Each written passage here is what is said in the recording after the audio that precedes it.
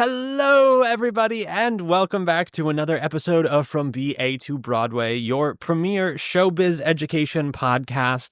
You know who it is. It's me. It's your host, Mr. Brennan Stefanik, and I'm bringing you those general programming reminders. Folks, every Monday we are here with the main episodes, and every Friday we are here with our mini-series In the Spotlight. But that's enough about that. That's not why we're here today, folks. Today we are here with the one and only Mollie Downes. Mollie, what is going on? Hey. Hi, Brennan. Welcome to the pod. Thanks for having me. Mollie, who the heck are you and what do you do? I am a performer, first and foremost. Hell yeah. And I also started the resource called The Hustle NYC. Yeah, you did. We've talked about that on here many a time in the year that we've been doing this. Mollie, question 2 is usually how do we know each other? We don't really. Not at all, really. I'm certain that I've gone up to you and handed you my headshot and resume, sure, yep. and you've written down my, numbers and all that Of stuff. course. But other than that, Exactly. this is the first time for both of us. It's networking, baby. That's Instagram. what it's all about. And Mollie, did you go to school for theater? Yes. Yes, I did. That sounded like a complicated answer.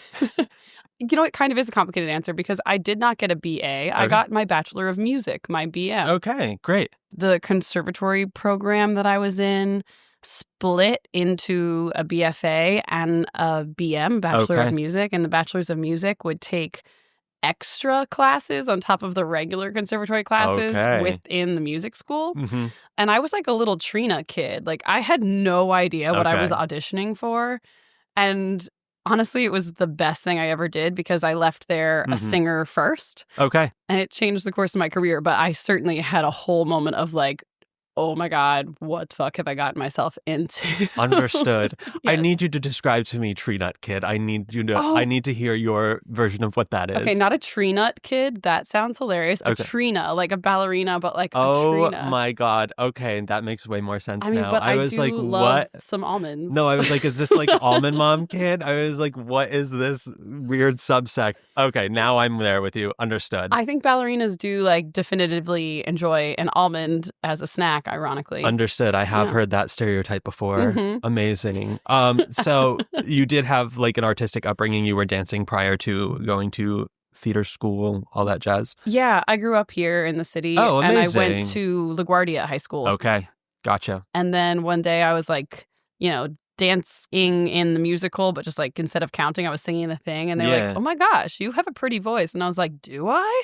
And then they helped me go from there, and Amazing. It was really great. LaGuardia was awesome. Rock and roll. I love that for you. We just had someone from LaGuardia on for the first time the other day too, Jamie Lynn Beatty. Oh, and awesome. Yeah. I had never heard of the program before, and it sounded absolutely fascinating. It was really interesting. And I just can't imagine like being just like in the trenches of it, like from that early on. When did you like know that this was something that you wanted to do and then kind of commit to that? Honestly, like when I got to LaGuardia. Heard. Okay. So in New York, they make you audition for high schools and test too. So like I had to do, my favorite is if you test for the Catholic high schools, it's called the SHATs, the SHSATs. My God. And I'm like, that's hilarious. And my parents made me take all of them, right? So I did the SHATs. I did the whatever the like individual tests for each school that was, happening. And then you had to apply to the specialized high schools. And sometimes there were interviews and just sometimes there were essays and things. And then obviously for LaGuardia was an audition. Gotcha. So I did all of it. And I got into some of the like really, academic Understood high schools that would have been really cool. And I loved it. But when I also got into LaGuardia, I had like a sit down with my dad and was like, hey, I want to do this. How do we convince mom? And, Understood. So we double teamed that. We convinced mom.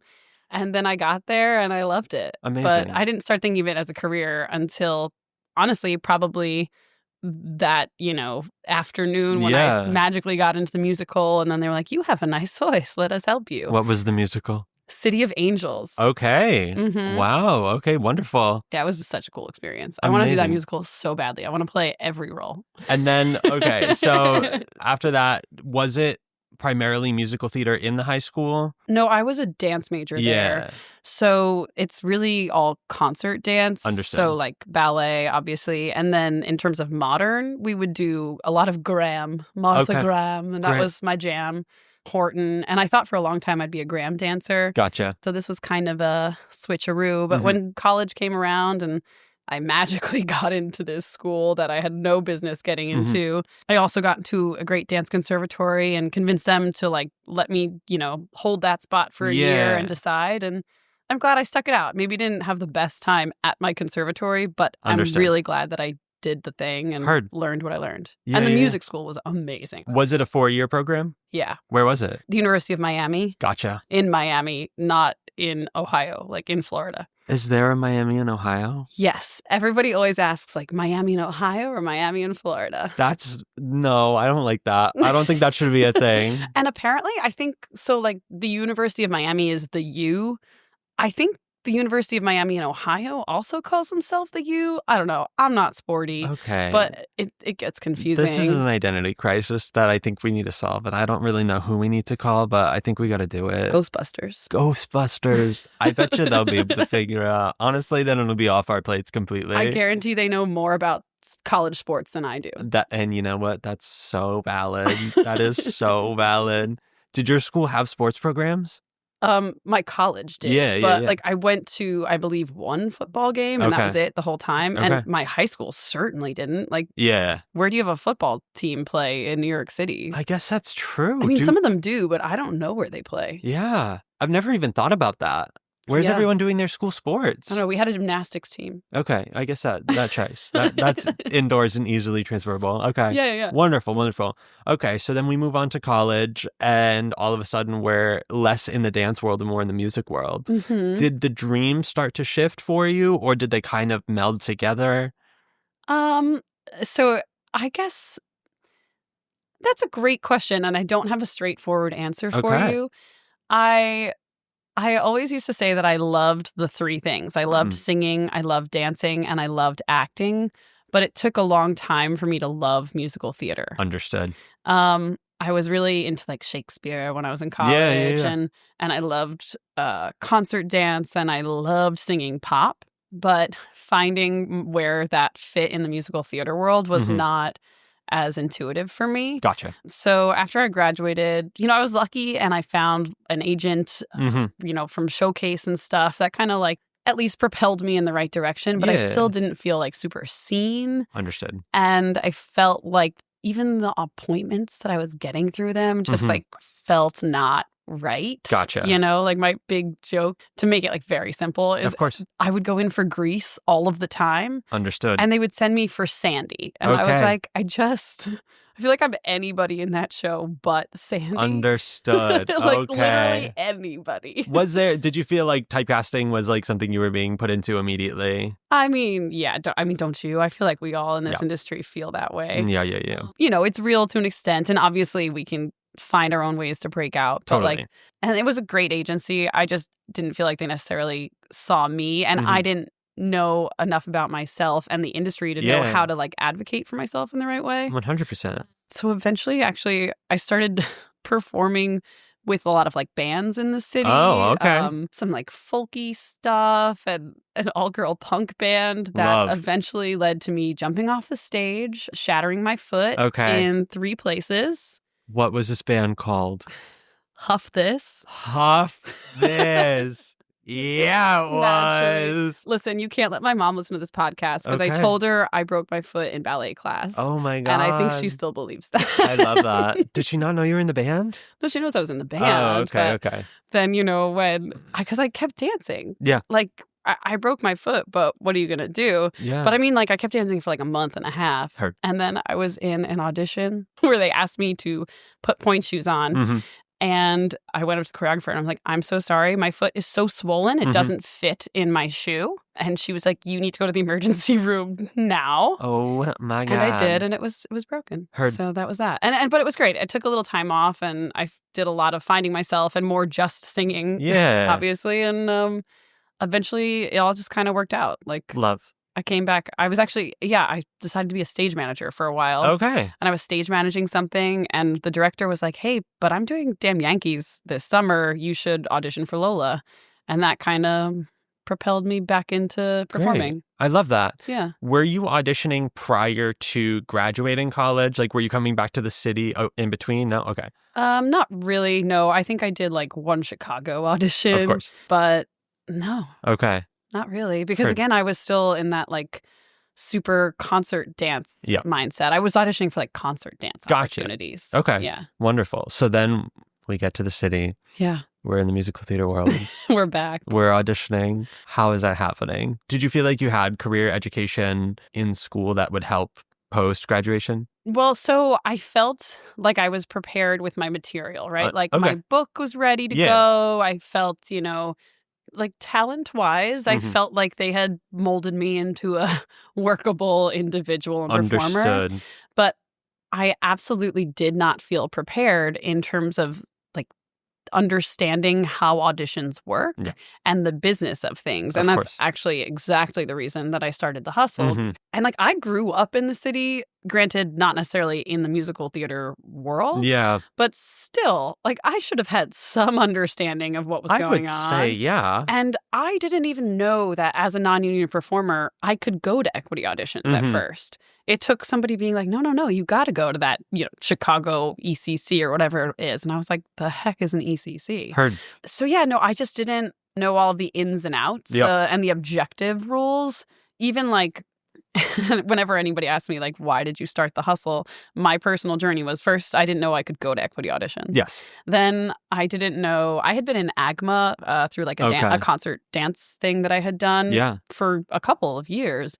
And I was sitting at the equity building at an EPA, and like the little tiny holding room that used to be the designated non-union holding room before they had the lobby downstairs. I'm sitting in there sweating with like, however many of us are sitting. And these two girls in front of me go, I can't believe these AGMA bitches get seen with equity. And I said, what? And I went home, found my AGMA card, came back and was like, I'm so sorry. I'm not sorry at all. Hey, girlies. Sorry. Like, I had no idea. It was amazing. Whoa. And then even further beyond that, so like AGMA members get to show up on the same day and sign up for an appointment. So I did that. I like showed up, an hour before the call started. Yep. I went up to the monitor. I got my appointment time for later in the afternoon, went and did something, and then came back. And I came back like at least an hour before my appointment. I was so nervous. It was my first one. I'm talking to the monitor, telling him everything, my whole little AGMA bitches story. And then the time comes for my group, and he's reading out the names of everybody in the group, and mine is not there. And I go up to him and I was like, what? Right. You know what happened. Oh, no. And I was like, so sorry, but like I'm in this group. Why didn't you call my name? And he was like, you had to check in. I was like, check in? I've been here for an hour gabbing with you. Like, what do you mean? He was like, well, when I said it was check-in time for that slot, you had to come up to me, 20 minutes before the appointment. And then the last call for that was 10 minutes before the appointment. Oh, no. So you have this like random 10-minute time slot to check in. I had no idea. I missed my appointment. I think I cried. I was like not in the holding room, but definitely when I left Ripley Greer.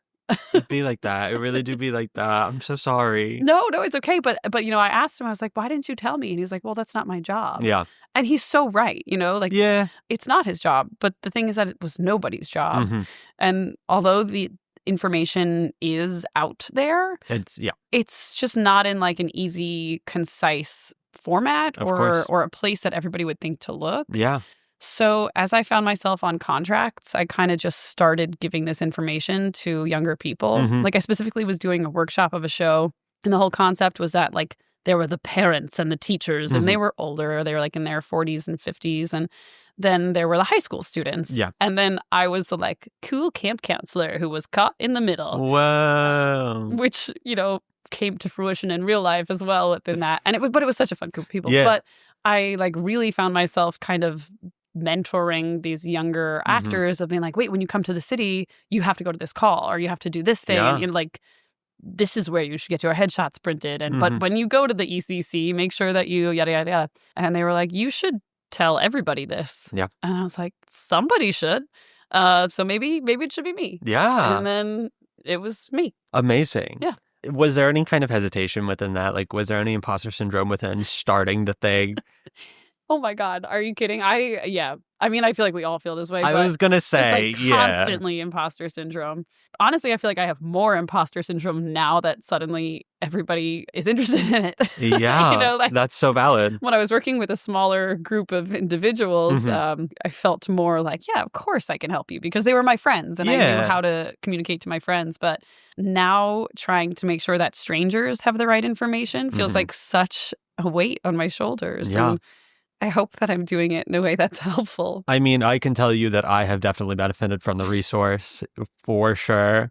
And I know a lot of other people have. So first of all, thank you for doing that. Thank you. And thank you for the validation. No, of course, truly. Because it is one of those things too. I mean, like when I was starting this journey too, I was like, this had been something that I had wanted to do for so long. But I'm like, great, another white guy with a podcast, like, do I really need to do this? Do I really need to bring this into the world? And my therapist was literally like, what do you have to lose? And I was like, well, I guess nothing. I don't really have an answer to that can contradict that. And therefore, why the hell not? Yeah, and now you're doing it. Yeah, exactly. So, I mean, the information really isn't out there. It's not intuitive. And like, there's so many new people joining right now too, where I'm like, you can't just find it easily. It's not like given to you upon enrolling. But it should be. It should be, like, yeah. I would love for the union to just reach out to me and be like, once a month, we will pay you to teach all of our new members on Zoom. And I'd be like, hell yes. Literally. Because also,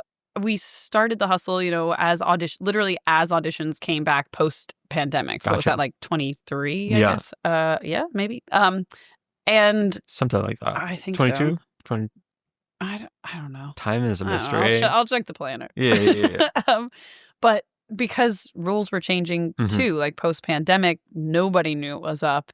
And I was like, no, I will sit. I will call equity. I will ask sweet baby George, the monitor, who will give me all of the rules. And I'll find out and I'll tell people. Yeah.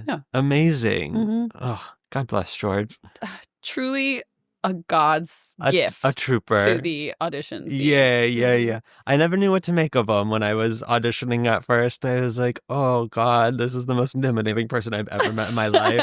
And then I started training with him and I was like, oh, no, I understand your entire vibe. Amazing. Love you to death. And actually, he's like a perfect example of, like, I always bring him up in my classes because he is so incredibly by the book. Yes. Right? Like, he has that little the clock next to him with the seconds going. And if you're 1 second over the time, he's like, so sorry, but you're late. You have to be here between this time and this time.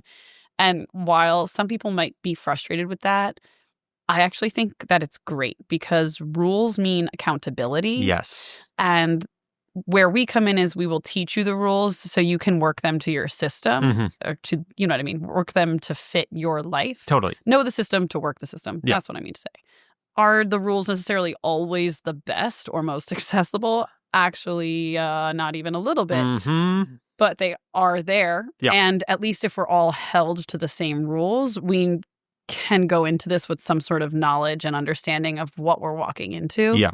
And then make the most of our time and our audition process. Totally. Totally. I think that's, listen, being an adult is hard. Being an adult in New York is hard, but also there are so many people trying to do this thing and we're all hungry. We're hungry. We're starving. We're thirsty for it. We need it. Is it me? Like, it feels like there are just more people than ever. As a monitor, do you feel overwhelmed by the sheer number of people? I won't say overwhelmed because I know there's only so much I can do and that is what I will do. However, I also haven't been in the city too long. I haven't been in the audition sphere for too long. So from what I understand, every year, everyone's always like, oh my God, there's so many more people this year. But like this year in particular, it really feels like there is. And even when I started last year, like I did know we were entering this time where like kind of anyone and their mother can join the industry and they are. And that was getting very apparent to me when people were handing me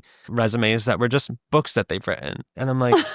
What do you mean books that they've written? I mean, it was a Muggle resume, essentially, of their authorship or whatever. And I was like, I I don't understand. Wait, so as a monitor, yes, do you like check out the resumes? If I can do it sneakily enough, yeah. Hell yeah. But like the thing is, like, people are like coming in, they're like handing me a little piece of paper with their stuff on it, and I'm like, do you have a headshot? And they're like, no. And I'm like, okay. I'm like, do you have sheet music? They're like, no. And I'm like, okay. I have to tell you, I am obligated to tell you that they are allowed to turn you away. When you enter that room and you are not prepared with the stuff like that, they are allowed to... Without a headshot and resume, they're allowed to turn you away? I think without music and probably also a headshot and resume. Theoretically, if you don't show up with the things that are on the preparation, they do have the option to send you away. Wow. I've never seen it happen, but I can only imagine what it would be like on the other side of that table. But yeah, it's it was very interesting. I'm not even in the union. I'm EMC still. I'm riding that train out until it dies or until a contract gets put in my hand. I know. I did think it was this May. I was very worried, and I was spreading a lot of misinformation. And then I looked it up recently. I was like, what day do I have until I can have to make this decision? And it was next year. I was like, girly, oh my God. I'm like, first of all, I am so relieved for my own purposes, but also I need to tell some people because I've been that's so spreading it wrong. You know, maybe we should make a hustle post about that. Well, now I know it is indeed May of 2026. Yeah. You should send me a text later. Remind me. Okay. Will do. I'll be like, Brennan the monitor gave out false information to everybody. I wasn't giving it out at work. No. It was just on here. I swear. Sure. I swear. Hey now. But yeah, it was, I would say it's not overwhelming so much as eye-opening. It is very enlightening as to the fact that there really are so many people. And like you see it throughout the seasons where like as soon as summer hits and everyone goes off on their little summer stock contracts, then things get way more specific. Less people are showing up because a lot of the shows that are happening are more specific. And then also there's less people to show up. So you see people start to get really just concise and stuff. And it's less about getting seen as it is about, okay, is this worth my time in doing this and yada, yada, yada, because I know I can get seen. Oh, yeah. You know? I tell people all the time, like, if you're non-union, please just hold out that hope. Like, and actually starting right around now, we're going to start seeing more and more non-union get seen at stuff. Totally. And over the summer, like, you know, like that's a great time for non-union people to get seen. Yeah. Right. Exactly what you said. Like they are generally not casting for crazy seasons with 6 shows at a time and also saying you have to bring in 1 16-bar cut. And some people are out of town for, you know, summer contracts or just like vacation, you know, life. Totally. Yeah. I like to give people that hope and they never believe me. And then September rolls around. They're like, oh my God, I booked this job because I went into an ECC in June and I got seen. I was like, yes, I told you. Exactly. So, I mean, it's interesting to see the numbers. It's interesting to see how all of the sects kind of play out in that. And if anything, it's just, I don't know, it throws me for a little bit of a loop because I'm like, I also don't know what to do with myself. You know, I'm like, I don't know when I should be showing up for these things and whatnot. I'm like, what is going to be the best use of my time? You know, and I think this year in particular, I've really tried to focus on networking and showing up to things and just getting my name out there. And that's been like the focus of this past year. And I do feel like I'm at a place where that has happened and I have achieved that. And now I'm kind of in this next phase of like, okay, now I need to weaponize that. How am I going to then turn this around, put myself in the rooms to be known as more than just the audition monitor, you know? Because first and foremost, like I do this as a part-time job, but I am an actor through and through. That is my first priority, even before like the podcast too. I'm like, yes, I do this thing, but I am an actor, you know? I would love to promote everyone's stuff. However, I also want to be considered for that stuff, you know? 100%. And there is definitely something to be said. I felt very similarly, like when auditions came back post-pandemic, right off the bat, I felt like I would just go to, obviously within reason and whatever was like somewhat right for me, but just like try to go to as much as I can to be like, hey, I'm here. Mollie Downes is available and talented and ready to work. Like this pandemic is not gonna break me. It sure did. But it took that kind of like throwing spaghetti at the wall thing. And now I'm able to sit back and think like, how can I really focus on what's going to be important and then make that my priority as opposed to just going to everything. Because although that was great as a reminder that I existed, you know, first of all, you're going to wear yourself ragged. Truly. Also, like, you're going to miss out on so much of your life. And I think I keep saying life over career. And that's true. Like, your life and your family and your friends and your passions are always going to be there, and your career will shift and change through those things. But you have to maintain your life. Exactly. First. That's a big thing that I really try and harp is like a very clear work-life balance where like you need to have a life outside of theater. You know, you have to have hobbies. You need to have... I would love to live in a world where we are sitting in a holding room and people are not talking about all of the shows that they've just done and all of the things that they've been seen for and all of the people they know. I would love to live in a world where we are talking about the books, playing a card game, doing all of these things, because the more well-rounded people are the ones that I see being the most successful. And like, I would love for everyone to kind of just inhabit that and own that and just like be a person. Well, yeah, because who do you want to work with? Exactly. Do you want to work with somebody who's only talking about musical theater or like a real human being? Exactly. I think people are, especially now, like super surprised because they'll come up to me and say hi in a holding room, like, are you the hustle? And I'm like, yes, I am. And then I'll start talking about something ridiculous, like, oh my God, my sister, you know, sent me on this new skincare routine. And they're like, wait, you're not going to give us like tea on auditions? And I was like, oh, well, we can do that too if you want. I just figured like we're at one right now. Yeah. Let's talk about something else. Like, I have so many Muggle friends and I need those people. I need that outlet. Like, truly. If I were to take auditions with me all day, I mean, and actually I often do because I'm often, most of the time, the one getting all the updates and like submitting them and stuff, putting them on the Instagram story. And it became really stressful for a while and like upsetting because also people, so obviously you would see how many people they were getting through or what was changing, whatever. And that's just, those are objective numbers. But sometimes people would message me being like, oh, what a bummer. I woke up so early to come to this. They just released Nanek. Here, you know, this is the information, by the way. And like, it started to really weigh on me to hear how people were affected by all of this and how badly they wanted it. And of course, we all have that, but it's easy to only think about yourself in this industry. And as like more and more people started using the resource, I was like, wow, we were all feeling this way. We all needed the information, and we all need like a little bit of hope. Yeah.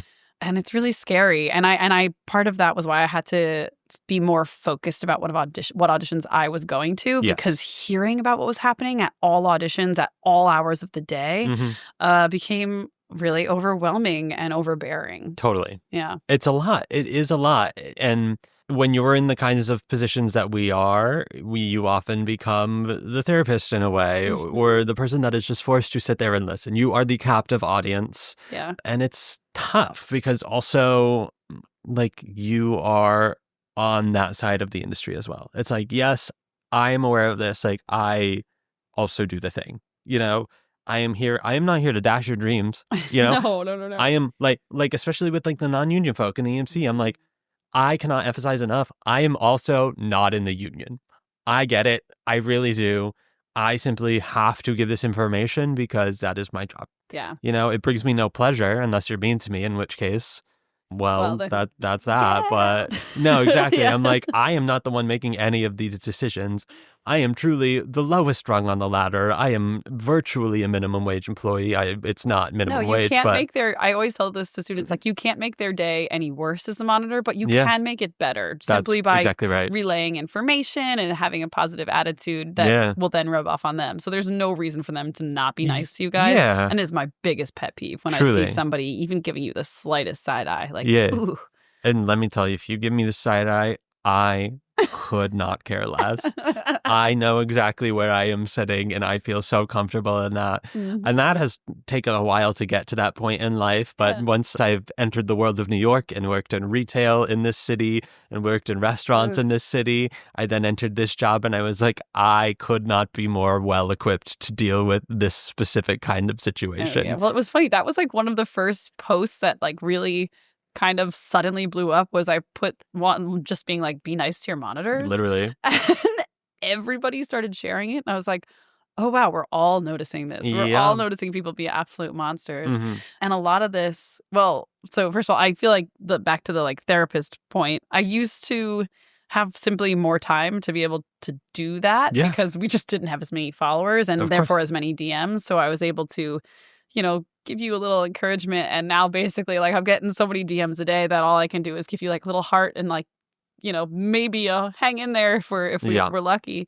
But what I've found really is that I love coaching and teaching, and that's where I can bring that. And you know, like we do our sing through sessions where I rent a studio, and my amazing friend who's a music director, Katie James, comes in. She was a co-conductor on Freestyle Love Supreme. And we've known each other for a bunch of years, and we're just good at getting people like a little bit out of their shell, and giving them a safe space to try things and fail without like a pay to play situation, right? Like I'm not going to cast you in anything. Katie's not going to cast you in anything.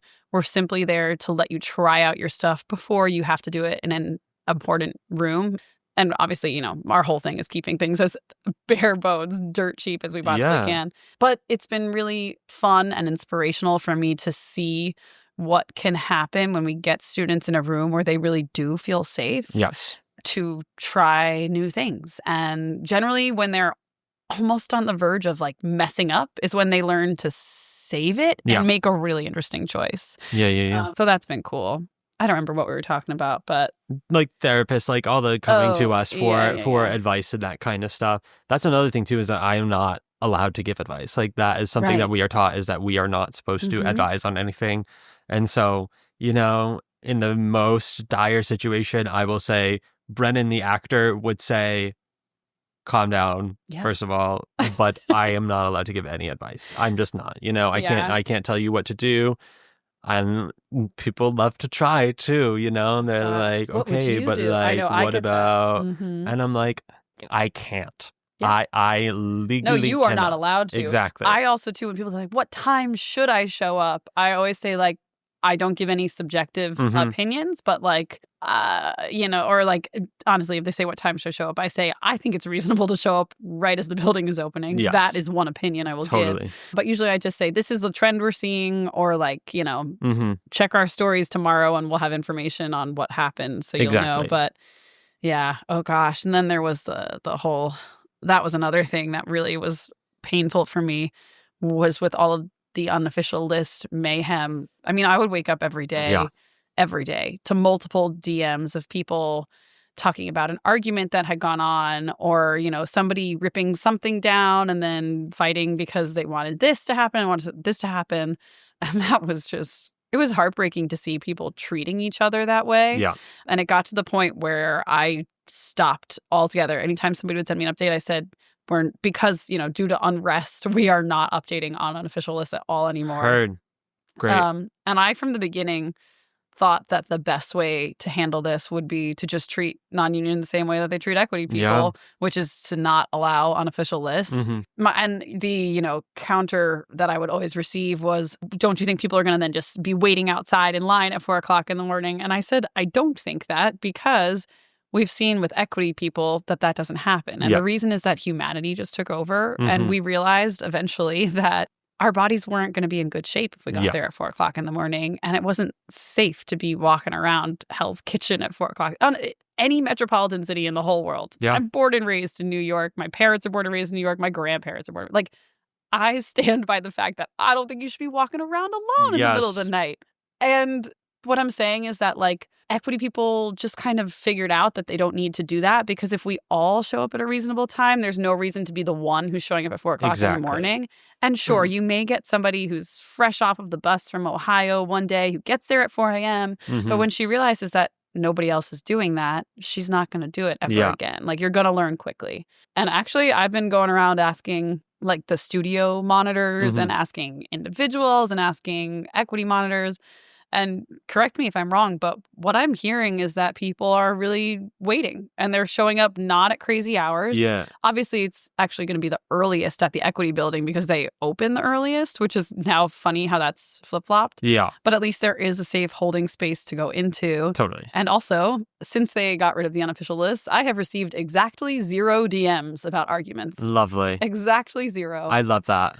I love that for me. I and for all of you. No but kidding. Yeah. Also for me. I just cannot emphasize enough, folks. I know you love this. I know you love musical theater. I know you want to do this so badly.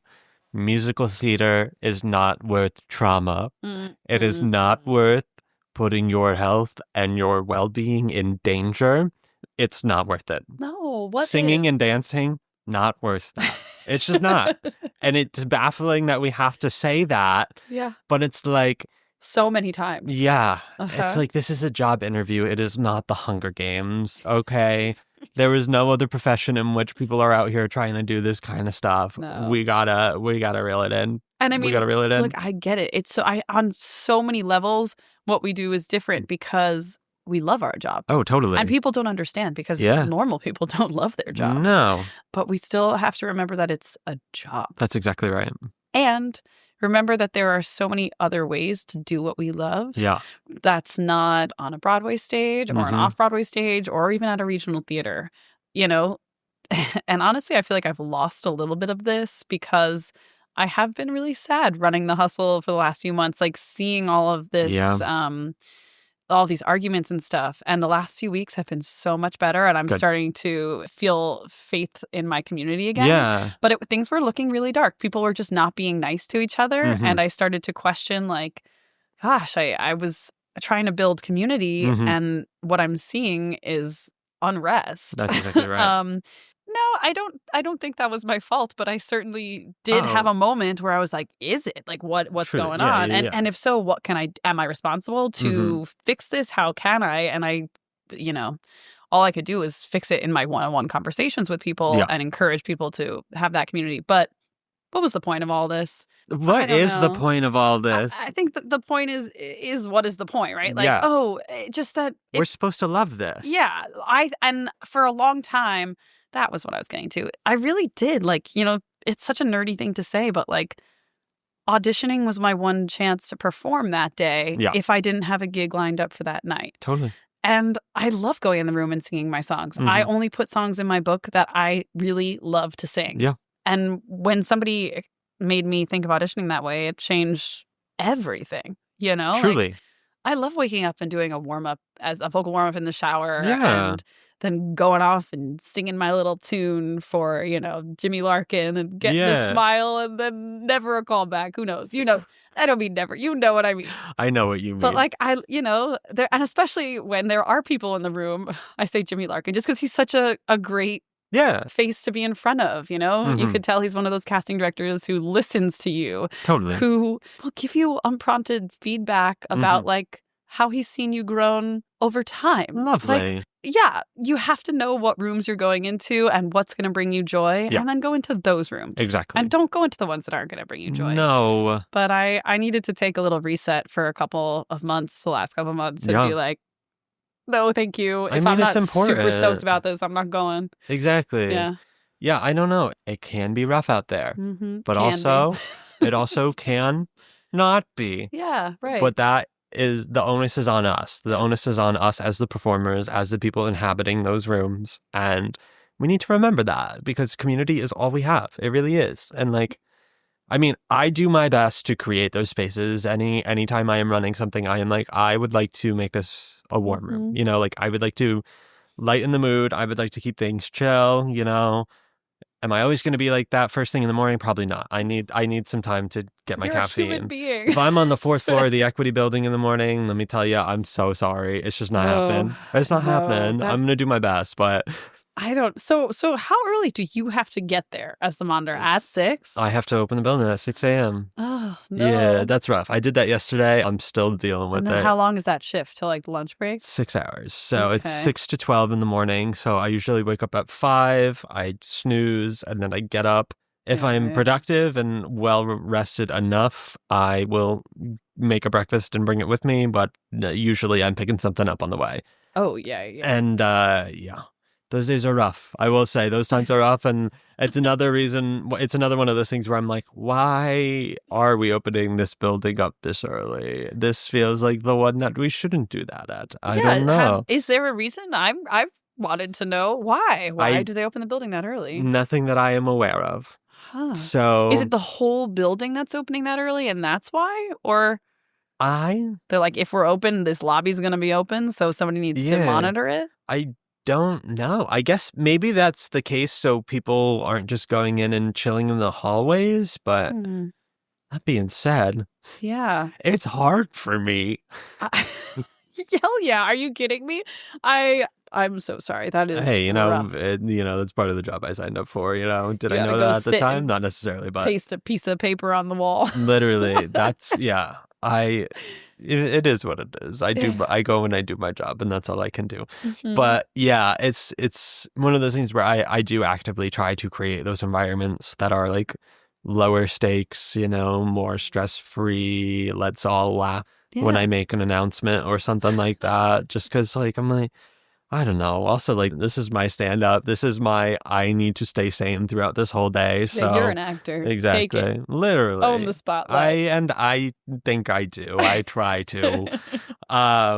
Because at the end of the day, I know how nerve-wracking it can be. And I don't want people experiencing that if they don't have to, I wish that had happened to me when I was entering this world and then to be in these spaces, because I'm a very anxious auditioner to this day, and I do my best to lower the stakes, but it's not always that easy. And there's so many people around me that are have this training that I didn't have, and it's hard to feel like I belong here. And those are all the things that are racing through your head right before you go in, and it's everyone wants you to succeed. Those things never go away. Exactly. You just have to figure out the best way to handle them for yourself. Truly.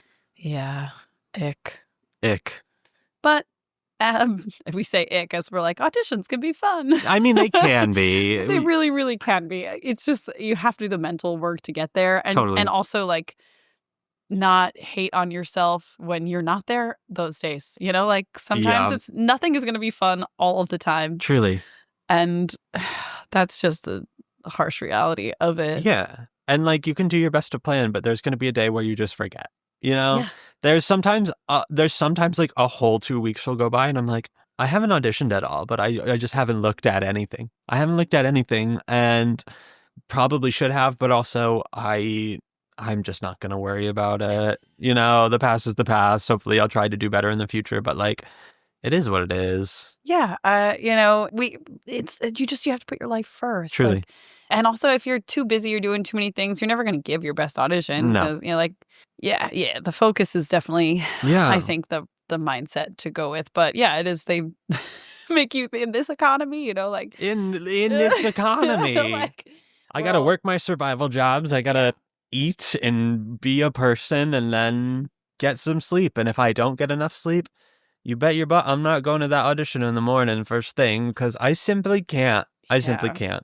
I know. Well, and I mean, I know, I've seen so many people, or rather people have asked me, should I join equity so that I can get seen? And I'm like, girlies, no, absolutely not. Because not even, equity isn't getting seen half the time. It's true. I mean, I have a screen recording of it. I'll have to find it. I logged on to sign up for an EPA appointment. I was number 900 and something on the waiting list. I was and there were 2 EPAs happening that day. I was like, so I'm number 900 in line, because when you line up online, you're in line for both. Yeah. Or rather, you're in line for one, but both EPAs, congeal into the same line. That is not the right word, but I like it. Everybody who's in line for either EPA is in the same online queue. Exactly. For max 200 spots. It was great. It's just, we're not getting seen either. No. So, and a lot of the time we don't have the ability, just like not even people, to wake up and be there an hour before the monitor arrives and sign up for a time slot, run and go. Or you do get there, all the time slots have been filled by people ahead of you, and then you're on the alt list, and then you're really screwed because that really requires you sitting around and waiting all day. the system is not designed to handle the number of people who recently joined. Exactly. It's built for a perfect world, and that is just not the world that we are in. And like, also like, now we have these ECCs where there's like God.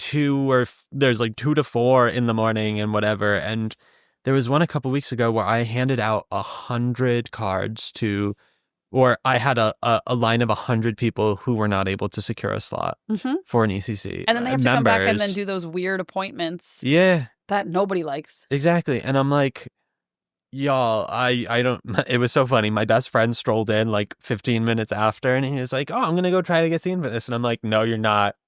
I was like, buddy, you're not getting seen. Did they close the call at least? Yeah. They had no choice. I was like, y'all, listen, chances are less than 0 today. I'm so sorry. But like, I handed out 100 cards. They're not even going to get through 30. You know, it's crazy. I love when I get the updates where like, they're like, so the monitor said there's pretty much no chance of us getting seen. And I was like, but did they officially release you? And they're like, no. And I'm like, how do I word this objectively? Truly. At which point I just blame you guys. I'm like, the monitor hasn't, and not blame. Totally. Like, but I say, like, you know, although this is not an official update, the monitor says it's unlikely, but they always make me giggle. So my hot take is, do you remember, I don't know if you were a monitor then, when we first came back post-pandemic.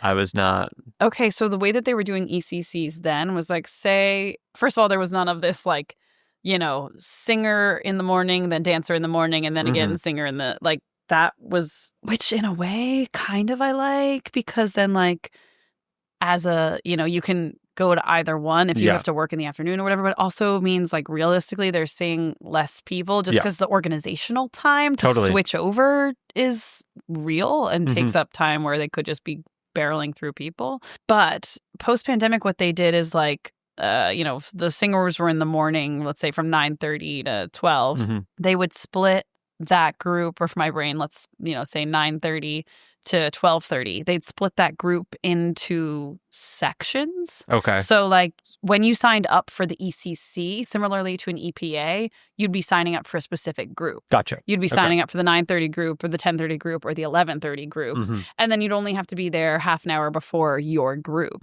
which meant that you weren't getting there at 9 o'clock for 9:30 ECC, waiting for them to read all of the names out, but maybe you're in the third group that doesn't go until 11:30.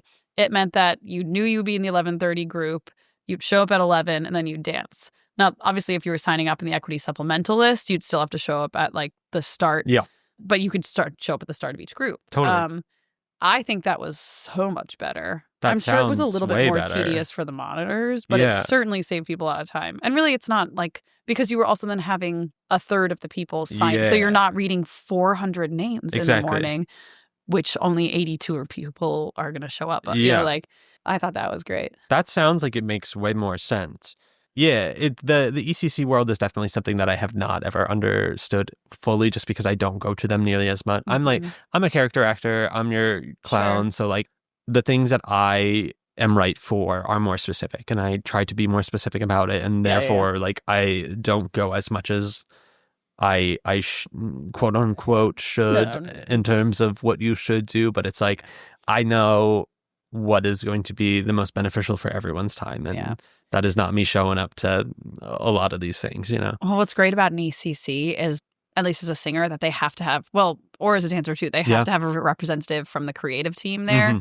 So like you're going to get seen by a music director or an associate music director, and that is often more valuable than just having like a casting associate there, because then, you know, they know what the vision of their show is even better than the casting associate will. So there's always that. But my other hot take is that dance self-tapes are totally heinous and inaccessible. Okay. This stems from me being an almost 5'11" dancer. Heard. Where do you think I am going to have that space to dance? In a place that you pay for. Right. In a place that I pay for. And even renting a studio at Ripley or Pearl or wherever, I mean, I can't rent a small studio. No. I'm simply too tall. Like, my camera will not get me head to toe, even on 0.5, unless I have at least a medium-sized Ripley Greer studio. Yeah. And that's really fucking expensive. It is. And it takes so much of my time. Okay, so the point of this is I think that for self-tapes, they should be required to send you the combo. You can learn it in your own time. And then they rent a studio for a day. And they give you, like an EPA, a 2-minute time slot. You go in. You could do 2 takes. Yeah. They will have the camera set up for you. The monitor pushes the button. You say, "Hi, my name is Mollie Downes." You do it 1 take. You shake it off. You do it the other one. Yeah. You can send in both takes. I don't know if we want to say like, "Oh, I'll take the first take or I'll take the second take." For sure. But that's it. Like, yeah. I think that cost should be on the producers, not on dancers. Agree. I think just generally speaking, the getting spaces of it all is one of the biggest cruxes of this whole audition process. Because even like with the EPAs and stuff, I'm like, there has been a lot more people getting seen at the calls that are happening 4 to 5 days. Of course, yeah. Well, they cut out the number of the days that they required to see people. Exactly. They cut down the requirement. So now we're just like scrambling to get in. Exactly. It's like these theaters are like, oh, I'm here in New York City for this one day because I have to be, and it's like, whatever, like most of my contracts are non-ec anyways. So I guess I'll just hire locals for those because I won't see them in New York anyways. And I'm like, the ones, Heather's, for example, like, yes, they're doing their virtual open call, but like there were 5 days of that. And like so many people were getting seen, which was awesome. Yeah. There are a couple of those that have happened in the past couple of weeks where I'm like, this is how it should be. And there's no perfect world because I'm like, the theaters are the one that are going to have to spend the money for the extra days to do this. They're going to have to spend the money on the spaces, and like that shouldn't necessarily be on them. But also it's like, I don't know how to solve this. Is it the union that should be paying for all of this? I mean, I think it should be. I mean, I think it should be too, but I don't pay union dues to them, so I probably, I know you do, so you can have a say in that. But they're going to yell at me. But I do think that the union should be paying for this, and it's this double-edged sword where the bigger projects that have higher budgets are required to have more days. So that's why we see like, new Broadway shows having 5 days of EPAs and things like that. And it's the smaller shows with smaller budgets that are required to have fewer days. But also the industry is just so flooded with new people who've joined the union. Yeah. And there are not any more union contracts. I know this is all old news to everybody. I'm preaching to the choir. And because, like the pandemic mindset, this scarcity mindset of jobs means that like there's a little bit of job hoarding going on with actors who are top names in the business who don't even really often have to audition for a lot of these regional productions. Yeah. They just say, yeah, sure, I'll happily play, whoever in Waitress. Yeah, sure. Great example. Like, yeah, you want me to be Jenna? Happy to be Jenna. Yeah. So it kind of all, like they then have less days to audition as well as less roles open. It just isn't really working in anybody's favor. No. This doo-doo. Everything is out of balance in a way, and none of the people that are that should be communicating in order to fix that are, because they don't really have to deal with the repercussions of it all. Yeah. It is just us, the performers, that have to deal with it. Yeah, I wish that there were more sort of town halls with equity and stuff, and more ways to express what we need. And look, there are definitely some, but it also can feel hard to feel seen, and then, or like you're just shouting at a blank wall, like, or, they're kind of listening in a performative way. But they are not only our best bet, they're our only bet. That is true. So we have to figure out what they've given us and then take that and make it work for us the best that we can. Yeah. And I have seen a lot of discussions going on. Alicia Newcomb, who's in Wicked right now, has started a podcast that I just heard about today. Oh, my God. And she was also just organizing equity people to have kind of like informal, not town halls, but like Zoom discussions from people who were in long-running Broadway contracts because they were up for renegotiation of that contract. Gotcha. And I've been really excited to see people communicating with each other and trying to figure this out. And I know that's been always happening to some degree, but I don't know, maybe my eyes have just been more open to it lately, and that's exciting. I do think we are kind of making the best of the situation that we have, because that's all we can do, Yeah. It is like we are all in this together, and that is becoming more and more apparent. And I think people are starting to really lean on that. Oh, definitely. And even like, I know I was kind of griping about all the unofficial lists earlier. And Oh, yeah. although from the beginning, when asked by the creators and by anybody, I would say I don't think that the online list that was created was the right answer. I don't think it was accessible or maintainable or equitable. But what I did like, and I always would say, was that I love that I am seeing people trying to make this better for the community, and that discussions are being had.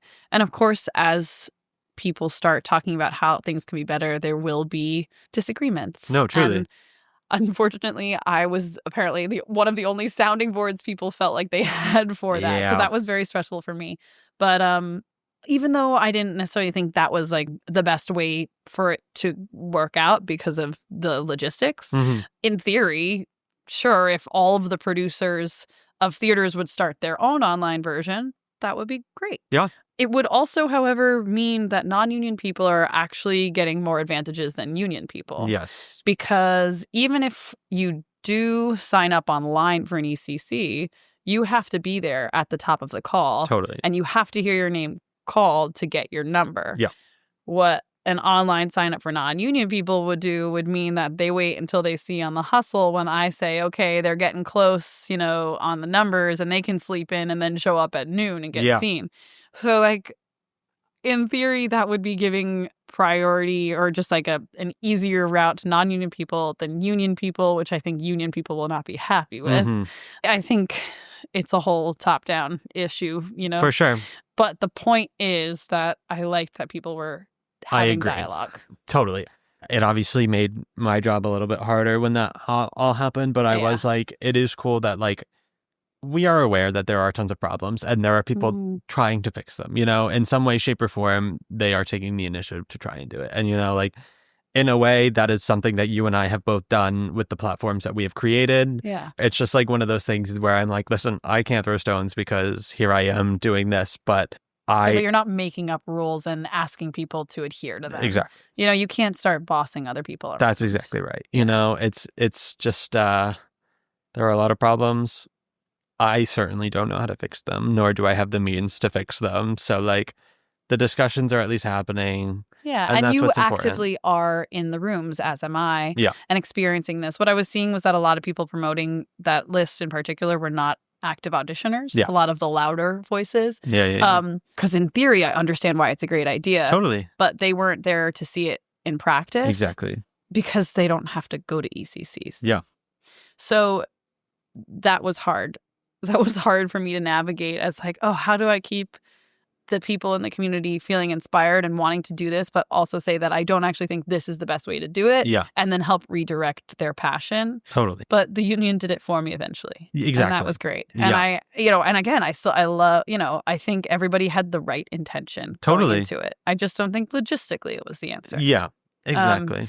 And it did create some hell for me every morning when I 6:00, I oh my God. I have so many DMs. The DMs. Truly. I mean, you have a lot of weight on your shoulders. You do. And like, I don't want it. Well, you got it. No, it is one of those things. Cut that out. I'm kidding. No, I'm kidding. It is like, I mean, for such a long time too, you were just a thing to people, like there wasn't a face to the anything. And you made that post the other day and it was like, rad. Okay, great. Well, that's why I did that, because even like I had put a post up like, hey, basically I'm looking to hire a couple people to help out. And so many people were like, well, you need to be listing exactly what this rate is and the number of hours and the number of, and if you're a company with over, I think it was like 6 employees or something. And I was like, over 6 employees. I'm like, it's me. I am. There is one person. one employee. Yeah. And I was like, and I don't even know what the jobs are going to be because I need to see what people are capable of and interested in doing. And then I had an overwhelming response, which was amazing. So then, of course, before I had anybody come in to interview, I gave them exactly like the number of hours I was kind of looking at, rates and stuff. But before I could get to that, I was like, I need to see if anybody even wants to work with me. Yeah. And then the people that I brought on were like, all right, it's time. They got to know that you're a human being. The masked hustle. Oh my God. I know. That was our big joke. Like the same day, I think it was announced that Orville Peck was not going to wear a mask. Oh my in God. Cabaret. So we were joking on our Zoom, like, but no, it was good. What's been really rewarding about it was, first of all, I'm terrified of social media. Yeah. I just don't like it. I'm very much a like face-to-face kind of gal. Totally. I don't want to FaceTime with somebody. I want to just sit and get a coffee. So it's an intimidating thing. And then when we suddenly had, so many more followers, like I just felt scared. Yeah. But I'm glad that I did it because it means that like in holding rooms, when people come up to me and say like, wow, you did a thing, like, thank you. Yeah. It really has warmed my heart in a way that I didn't know needed to be warmed. You have done something that is like truly tremendous for this community, and like I don't mean to gas you up or anything or embarrass you right now, but like, can you see me blushing? No, of course. Thank you. No, truly, it is. It was something that so many people needed, and it kind of just it really took this industry by storm. It was just really a helpful tool that made everyone feel a little bit more supported and a little bit more in the loop about things. Thank you. Absolutely. Well, we have some more like cool things that I'm excited to, bring out. We want to make it more than just like a calendar subscription or updates, and make it more like a subscription to the Hustle community. So we're working on talking to some really cool, different companies. And getting some brand partnerships out there that we think could bring great resources to all of our subscribers. And I'm really excited about it. And I want to keep doing, these pay $13 for a coaching things like, and hopefully maybe sponsors for ones that are free that I'm really excited about. But of course, communities that need them. Yeah. I want to keep seeing what the community needs and finding ways to bring it to them. Yeah. That's been a lot of, it's been time consuming. Totally. But also it's been really rewarding, and I'm happy to take the time right now and do it. And it feels really great, especially now that I have other people helping me. Yeah. Good. Yeah. I'm so glad. I really am. It's so important. And, we need it. We need each other. Yeah. It's so funny. It's an important thing in an industry that maybe isn't all as serious as we think it needs to be. Yeah, that's 100% right. I hope that maybe we can look at these simple, objective updates that I'm putting out there and be like, it's not that important. No, it's not. They've called through 30 out of 164 Alt-A today. I'm just going to go to 16 handles, get my ice cream, and then go home and learn a new song on my keyboard. Exactly. Like, that's where my time is better spent. Once again, it's musical theater. Yeah. It's musical theater. Let's walk into rooms where we're celebrated, not where we're begging. Exactly. Exactly. Yeah. Yeah. I feel like we've really just enriched the world, Truly, truly. Do you have any of gold. Yeah. Do you have any other wisdom that you want to share? Anything else for the young Mollies out there? Any wisdom that I want to share? Yeah, I do. Say it. Those clothing items that you are hanging onto in your closet, and you're just like, no, but what if I need it for an audition? You don't. If you're not wearing it in real life, it's a costume, and you don't go to an audition in a costume. Throw it out. Give it to Goodwill. Give it to somebody who is going to wear it in real life. And then if you need to borrow it for some reason, you know that your good friend Brennan has it. But get it out of your closet. This is a direct attack. I'm not saving them for auditions. But that being said, I do have hoarding tendencies, and this is a direct attack. Oh, this is, stemming from my own personal issues. It's necessary. Yeah, I know. I know you're right. That's the thing. But see, this is where I should let my mom listen to the podcast, because she'll be like, wow, Mollie's really grown. I'll just isolate this clip and you can tell her it was the whole thing. Great. There you go. Okay. Well, you know what? There you go, folks. Get rid of your stuff. Do it. You don't need it. We only have so much space in this city. Don't waste it. And get out there and start doing the thing. Start doing the thing. We are rooting for you. We are your biggest supporters, and you can be our biggest supporters by finding us on Patreon. Wah, wah, wah, wah. Yes, folks. That is patreon.com/BA to Broadway. Your general disclaimer, we are not gatekeeping any vital information on there. That is just for fun, silly bonus content with all the fools that I trick onto being on the show with me. So get on over there. We'd love to see you. As always, you can find us on most social media platforms at BA2Broadway. Molly, where can folks find you if you want to be found? Well, obviously at the hustle_NYC or my personal at Mollie Rose Downes. There you go. That's Molly with an I-E. Boom. Molly, this has been such a pleasure. Thank you for joining me. Thank you for having me. You are welcome lovely. back here literally anytime. Hell yeah. You're so close to the audition world. I'll be right here. That's my Not to tell everybody my little secret. Yeah, where you live. And you know what? Let me one more thing to add to what I was saying about the clothing thing. It's just to give my friend credit in the quote is that there is not enough room in your closet for those unnecessary audition clothes, but there is always room to add one extra song in your audition book. Whoa. And that is from the dear Ava Hecht. That is wisdom. Mm-hmm. And yeah, until next time, folks. Thank you. Thank you. Bye. Bye-bye. Happy hustling. XOXO. Whoa, to the hustle.